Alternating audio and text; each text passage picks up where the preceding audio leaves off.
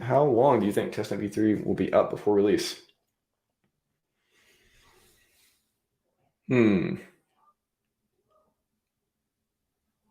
I was talking about recently, what if there's a testnet v4? A quick one. Because if you think about, and before you freak out, let me explain. Testnet, the first testnet, right? We had two testnets. I believe we had, it's been so long since these things have happened, but we had testnet v1, I guess, and testnet v2b. And I believe testnet v2 was private. I can't really remember.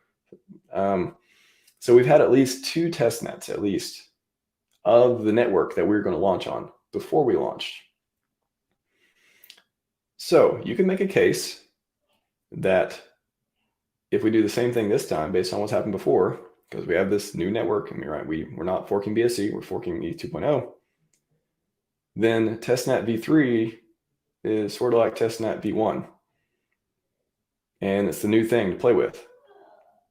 So what if there's a testnet v4 that is like testnet v2 was before?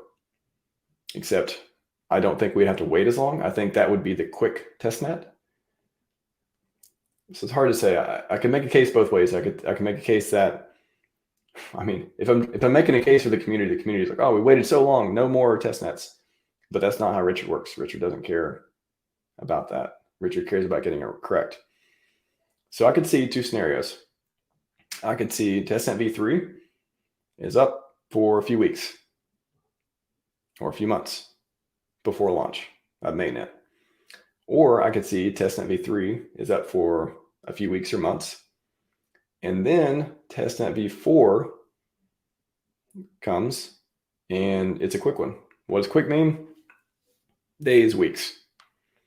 I can see that happening in the mainnet launch. Pure speculation. It would be like 3.5. I know. Nobody in the community wants to see a V4.